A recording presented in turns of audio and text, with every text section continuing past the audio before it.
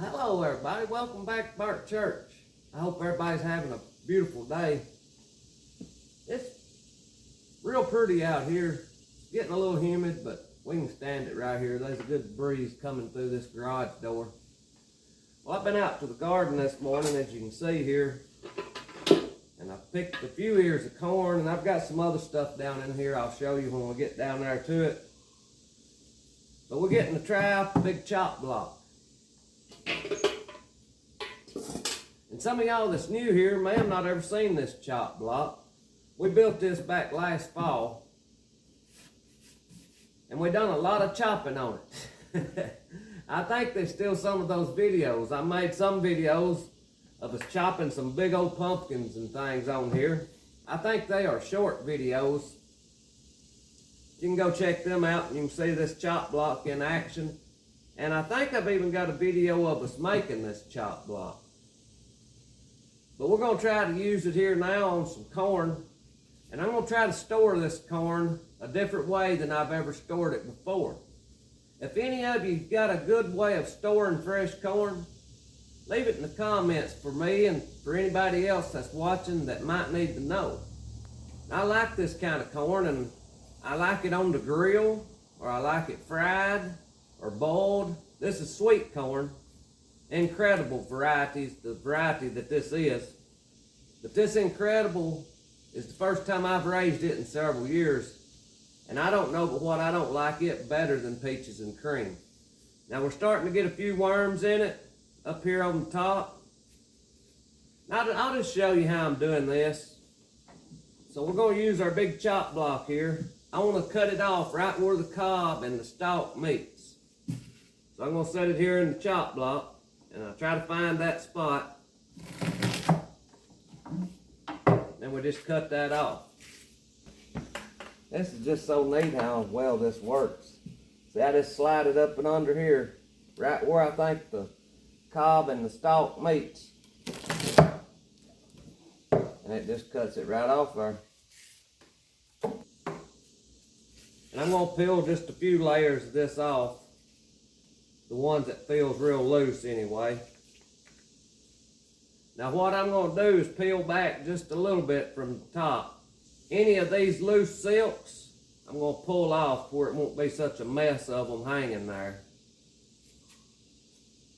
Now what I'm doing here is I'm pulling it back far enough to see if we've got a worm in it. Most of the time that worm will be right here on the end. So I'm going to break off a couple of inches of it. I'll feed that to the chickens. But you can see there I've got it broke back. So what I'm going to do now is pull the shuck back out over it.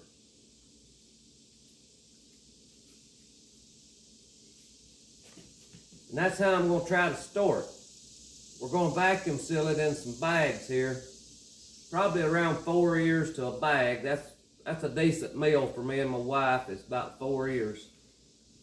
This one here I hadn't got completely ready. I cut it off a while ago, but I need to peel it back and see if we've got a worm in it. And it looks like we've probably got a worm in this one somewhere. He may have done come out.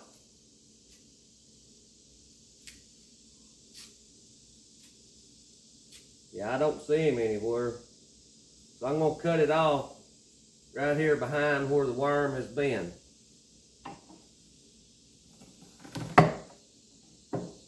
So we're back behind where the worm was.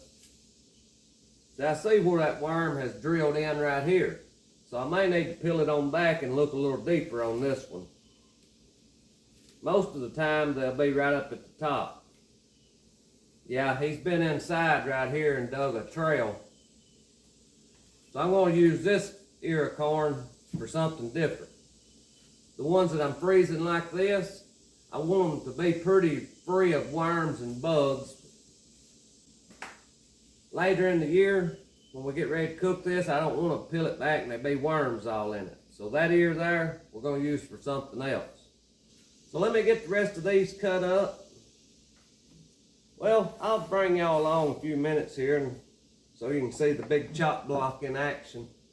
I had a friend over here yesterday that seen it, He said, my goodness, what a chopped block.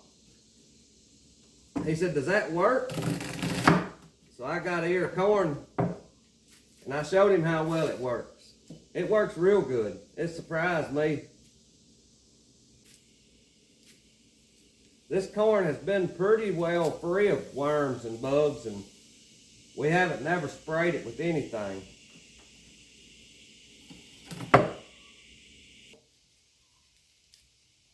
Now then, this one here's got a lot of worms in it right there. Right here is one of the corn worms. He'll go to the chickens. Now this ear of corn here, he's been hit pretty hard by the worm. I'm gonna cut it off right here where the worm was at.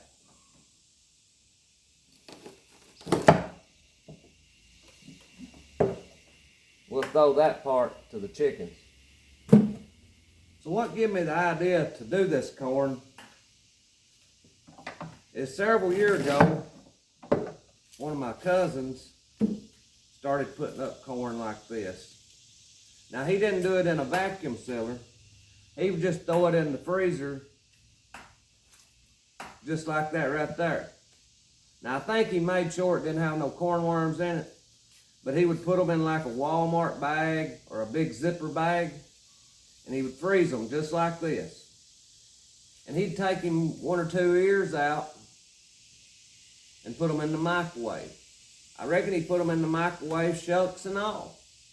And he said that was some of the best corn. Said it was just like whenever you picked it out of the field.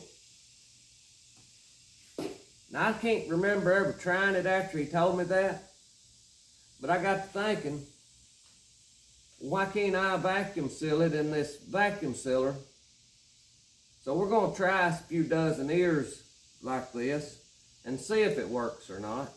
I believe as long as we eat it within the next 2 or 3 months that it'll be all right. But we'll find out. Have any of y'all had any experience with doing corn this way? Some of you may think it's gross, but I just cut it off back behind where the worm was at, and I eat the rest of it because there's nothing wrong with it. So we got a pretty good little mess out of the garden this morning. We got about 20 ears of corn.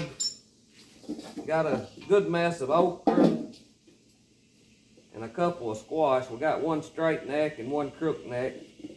Make a real good supper. I gotta get this stuff put into the refrigerator. The flies is trying to get on it. I'll show you here real fast how I'm going to put this corn up. So we're going to be cutting some of it off to use for fried corn, but I ain't going to do that right now. Right now we're just putting this into some bags, and I'll show you how I'm going to do that.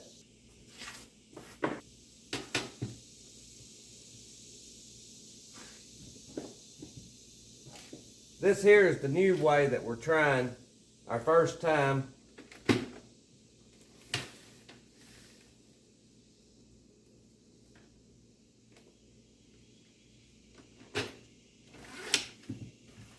So what I'm going to do is put about 4 ears in this bag.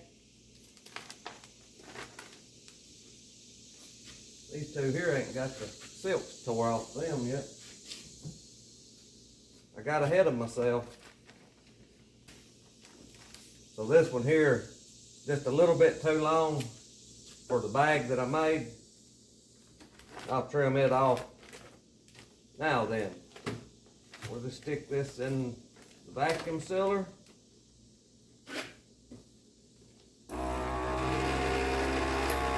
Let it do its thing.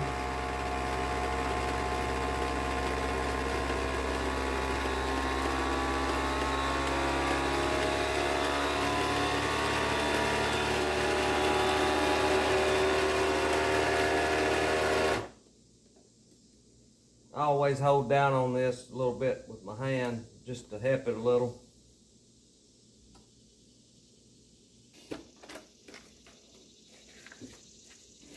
So once we're done with it, that's hard as a rock just about now. I believe this is going to work good. If my cousin was right and just putting it in the freezer, just in the shucks, done real good, I can't see how this won't do even better. So the way that we normally have been doing corn on the cob is we blanch it in some hot water for a few minutes, 3 or 4 minutes, and then we put it in some cold water and let it cool off. And I try to dry it off, and then I put it in these bags and I vacuum seal it. That's how we normally do corn on the cob.